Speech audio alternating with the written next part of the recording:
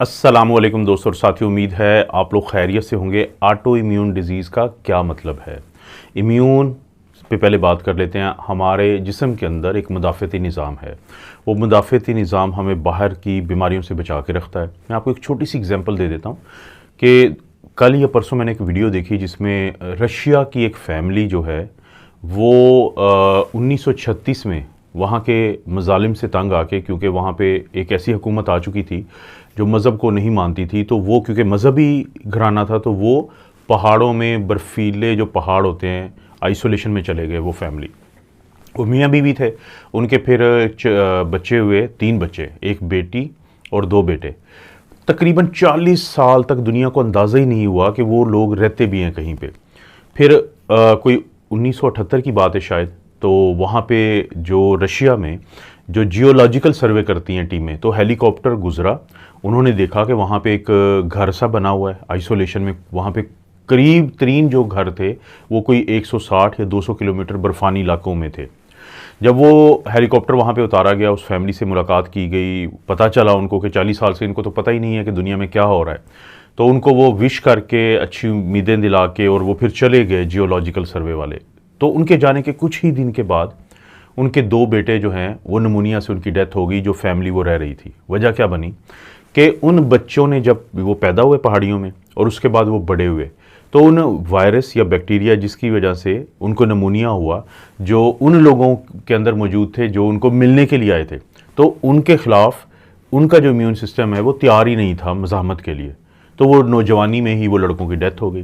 तो इससे हमें क्या पता चलता है कि इम्यून सिस्टम अल्लाह ताला ने, कुदरत ने हमारे अंदर रखा है ताकि हमारे अंदर ये जो हम बीमार होते रहते हैं बचपन से लेके, 3-4 दिन बुखार होगा तो हर दफ़ा नए वायरस या बैक्टीरिया की मज़ाहमत होती है, फिर याददाश्त बनती है, और अगली दफ़ा वो घूम फिर रहा होता है वायरस या बैक्टीरिया, हमें कुछ नहीं होता।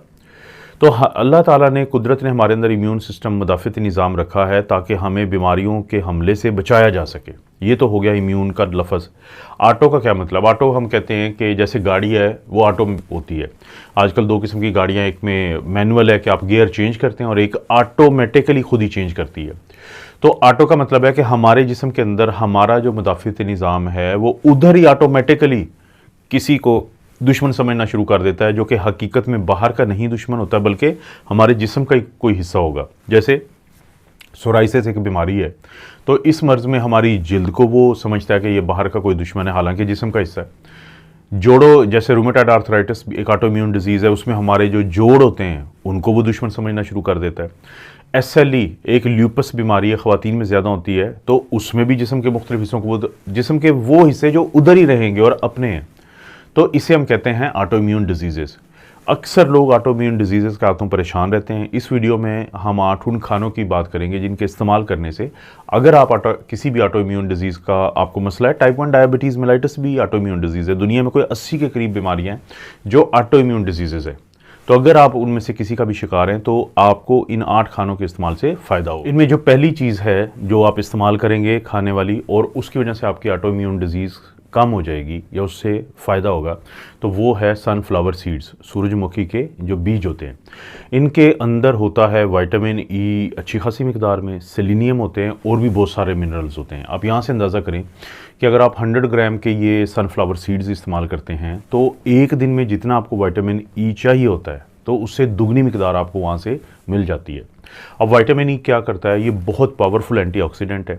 इसी तरह से सेलेनियम, विटामिन ई और ये बाकी मिनरल्स आपके जिस्म में जो घूम फिर रहे होते हैं फ्री रेडिकल, जिनको हौसला और हिम्मत मिल जाती है ऑटो इम्यून बीमारी से, और वो बीमारी में शिद्दत लाते हैं, तो उसको ये काबू करते हैं, कंट्रोल करते हैं, जिससे वो लोग जो ऑटो इम्यून डिजीज़ का शिकार होते हैं तो उनमें जो अलामात होती हैं शदीद, वो कम हो जाती है। दूसरे नंबर पे आता है एक्स्ट्रा वर्जिन ऑलिव ऑयल।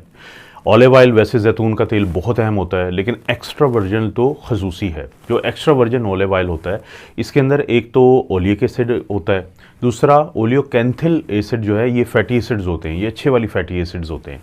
तो इन 2 फैटी एसिड्स की वजह से ये होता है कि जितनी भी ये ऑटो इम्यून डिजीज़ होते हैं, जैसे मिसाल के तौर पे रूमेटॉइड आर्थराइटिस है, या जैसे हाशिमोटोज़ थायराइडाइटिस है, थायराइड का मसला, तो इसमें जो आइटस होता है वो सोजिश या इन्फ्लेमेशन को बताता है कि इन बीमारियों में इन्फ्लेमेशन होती है। तो ये जो एक्स्ट्रा वर्जिन ऑलिव ऑयल के अंदर अच्छे वाले फैटी एसिड्स हैं, ये एंटी इन्फ्लेमेटरी, एंटीऑक्सीडेंट का किरदार अदा करते हैं, जिसकी वजह से ऑटो इम्यून बीमारी की अलामात जो हैं वो बेहतर हो जाती है। तीसरे नंबर पे जो खाने वाली चीज़ है जो आपको ऑटो इम्यून डिजीज़ में मसला कम बनाएगी, उसको बेहतर करेगी, वो है शक्करकंदी, स्वीट पोटैटो। स्वीट पोटैटो के अंदर मौजूद होता है मैग्नीशियम, पोटेशियम, इसके अंदर आपको और भी ऐसी चीज़ें मिलती हैं जैसे बीटा कैरोटीन है, विटामिन ई है, जो कि विटामिन ए है, तो ये आपके जो है जैसे कि एक मुख्तलिफ दिमाग की भी बीमारी होती है, मल्टीपल स्क्लेरोसिस है, ये ऑटो इम्यून डिजीज़ होती है। तो ये वो प्रॉब्लम्स हैं कि जिनके अंदर बहुत फ़ायदा मिल जाता है आपको इन चीज़ों के इस्तेमाल का, कि जिनके अंदर ये तमाम चीज़ें शामिल हैं। अब शक्करकंदी आपको आसानी से बड़े शहरों में तो रेडियो पे भी मिल जाती है, वैसे भी आप ला के इनको रोस्ट भी कर सकते हैं, आप बॉयल कर सकते हैं, और भी मुख्तलिफ़ किस्म के तरीके हैं जिनके ज़रिए आप शक्करकंदी और स्वीट पोटैटो को इस्तेमाल कर सकते हैं, जिससे आपको ऑटो इम्यून के अलामात को दबाने में और ऑटो इम्यून बीमारी की शिद्दत को कम करने में फ़ायदा मिलता है। वैसे तो हम अक्सर लोगों को यही कहते हैं कि अगर आपको कोई बीमारी नहीं भी है ऑटो इम्यून डिजीज़, तो आप कम से कम हफ्ते में 2 दफ़ा फैटी फ़िश ज़रूर खाएं। यहाँ पे मैं लफ्ज़ फैटी फ़िश इसलिए इस्तेमाल कर रहा हूँ कि जैसे सैल्मन है, सार्डीन है, एंचोवीज़ हैं और मैक्रिल है, ये कुछ ऐसी मछलियाँ होती हैं जिनको फैटी फ़िश कहा जाता है, और इनके अंदर ओमेगा 3 फैटी एसिड बहुत ज़्यादा मौजूद होता है। वो लोग जो ऑटो इम्यून डिजीज़ का शिकार होते हैं, जिनके अंदर सोजिश हो रही होती है, जैसे मिसाल के तौर पे ये वो मरीज़ हैं जिनको अक्सर हम CRP यानी सी रिएक्टिव प्रोटीन करवाते हैं उनकी इन्फ्लेमेशन के लेवल को देखने के लिए। अब ओमेगा 3 फैटी एसिड एक इंतहाई अच्छा एंटी इन्फ्लेमेटरी या सोजिश को कम करने वाला जुज़्व है। तो इसलिए कोशिश करें कि अगर आपको कोई ऑटो इम्यून डिजीज़ है, क्रोन डिजीज़, अल्सरेटिव कोलाइटिस, इस तरह के बहुत सारे मसाइल हैं, तो वो लोग जो इन्फ्लेमेशन से तंग आए होते हैं, तो उनको चाहिए कि वो मछली का इस्तेमाल करें, फैटी फ़िश का इस्तेमाल करें, ताकि उनके जिस्म में ओमेगा 3 फैटी एसिड्स जाए और उनको बहुत ज़्यादा फ़ायदा हो। इसके बाद बारी आती है गोल्डन स्पाइस की, एक ऐसा मसाला जिसका रंग ही बताता है कि इसकी क्या अहमियत है। कभी पुराने टाइम पे आपने गौर किया होगा कि जब किसी को कोई ज़ख़म हो जाता था, कहीं पे सोजिश हो जाती थी, कहीं पे जिस्म पे एक ऐसा मसला बन जाता था कि दर्द हो रहा होता था, वहाँ पे सुर्खी होती थी, वहाँ पे सोज होती थी, तो बुज़ुर्ग क्या करते थे कि वो हल्दी की पट्टी बांध देते थे। यानी उनको अंदाज़ा था कि ये जो टर्मेरिक है, इसके अंदर कोई ऐसी चीज़ है जो सोजिश को कम करती है, जो आपके अंदर इस तरह के मसले को कम करती है। आज साइंस हमें ये बताती है कि उस चीज़ का नाम है क्यूरक्यूमिन। अब ये जो क्यूरक्यूमिन होता है, जिसकी वजह से इन्फ्लेमेशन कम होती है, सोजिश कम होती है, टर्मेरिक के अंदर मौजूद होती है, तो इसके अलावा भी एंटीऑक्सीडेंट का किरदार अदा करती है, और ऑटो इम्यून डिजीज़ में जितने भी मसाइल बन रहे होते हैं तो उनको बहुत हद तक कम कर देती है।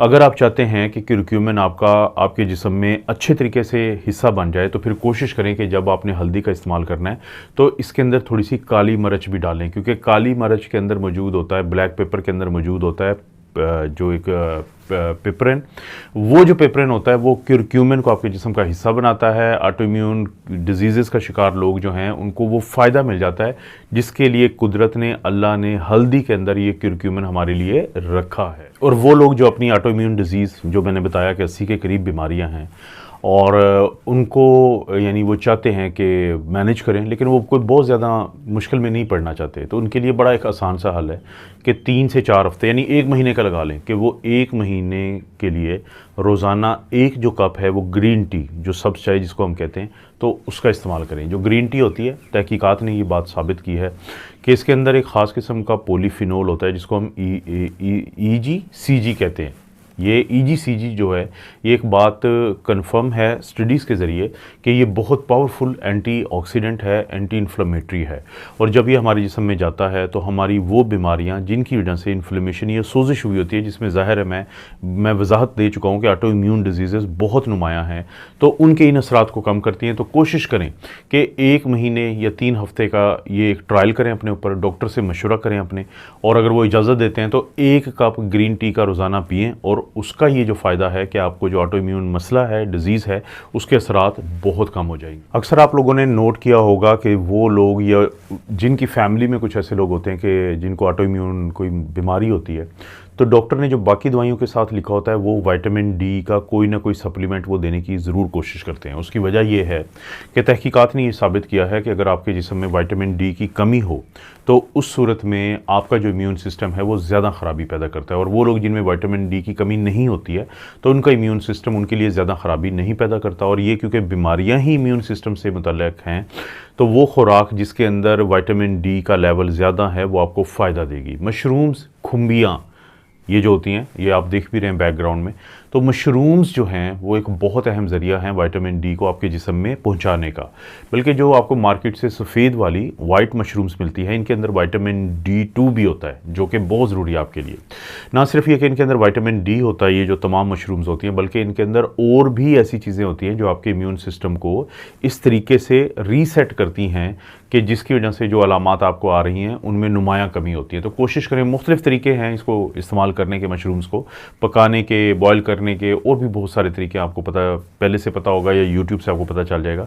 तो मशरूम्स अगर आपको एलर्जी नहीं है आप उनका इस्तेमाल करें ताकि आपकी ऑटो इम्यून डिजीज़ में आपको फ़ायदा हो। और दोस्तों, आज की जो सबसे आखिरी चीज़ जो खाने वाली है और जो उन लोगों को फ़ायदा देती है जो ऑटो इम्यून डिजीज़ का शिकार हों, तो उसको हम कहते हैं ग्रीन लीफी वेजिटेबल्स। ये जो मुख्तलिफ़ किस्म की होती हैं, सबसे मशहूर आपको मार्केट में पालक मिल जाएगा। उसके अलावा आपको केल सब्ज़ी जो होती है, कैबेज होती है, ये जो गोभी वगैरह ये मिल जाती है, कॉलीफ्लावर मिल जाता है, और भी इस तरह के मुख्तलिफ़ किस्म के सब्ज़ पत्ते मिलते हैं। आपने कभी नोट किया होगा कि कभी आप जो ये 5 स्टार होटल्स जिनको कहते हैं, आप इनके बुफ़े पे जाएं तो वहाँ पे आपको लाजमी ये पत्ते नज़र आते हैं। उसकी वजह ये है कि वहाँ पे वो क्लास आती है इंटरनेशनल लोगों की कि जिनको इनके इस्तेमाल के फ़ायदों का अंदाज़ा होता है। तो क्योंकि इनके अंदर विटामिन ए है, सी है, ई है, इनके अंदर उसके अलावा भी मैग्नीशियम है, पोटेशियम है, कैल्शियम है, और भी बहुत सारे एंटीऑक्सीडेंट्स हैं, पॉलीफिनोल्स हैं, बीटा कैरोटीन्स हैं कि जो आपके इम्यून सिस्टम को इस हद तक फ़ायदा देते हैं कि आपकी जो ऑटो इम्यून डिजीज़ हैं उनको मैनेज करना बहुत आसान हो जाता है। तो इनका इस्तेमाल भी आपके लिए ज़रूरी है। तो दोस्तों, ये थे वो 8 खाने जिनको आप इस्तेमाल करेंगे तो आपको जो 80 के करीब ऑटो इम्यून डिजीज़ हैं उनको मैनेज करने में आपको बहुत ज़्यादा फ़ायदा हो जाएगा। दोस्तों, इस चैनल के अलावा एक तो मेरा मेन चैनल है doctor Afzal critical care medicine, और एक और मेरा चैनल है छोटा चैनल डॉक्टर मोहम्मद अफजल। तो प्लीज़ इनको भी लाजमी विज़िट करें, सब्सक्राइब करें, वीडियो को अच्छी लगती है तो लाइक करें, कमेंट अच्छा करें। कोई वीडियो इस काबिल लगती है कि किसी दोस्त और रिश्तेदार को फ़ायदा दे सकती है तो नीचे शेयर का ऑप्शन होता है, उसको क्लिक करके कॉपी करें लिंक को और किसी भी सोशल मीडिया प्लेटफॉर्म पे ज़रूर पेस्ट कर दें। आप अपना और अपनी फैमिली का ख्याल रखें। अल्लाह ताला आपको और आपकी फैमिली को और किस्म की बुराई, बीमारी और आजमाइशें महफूज रखें।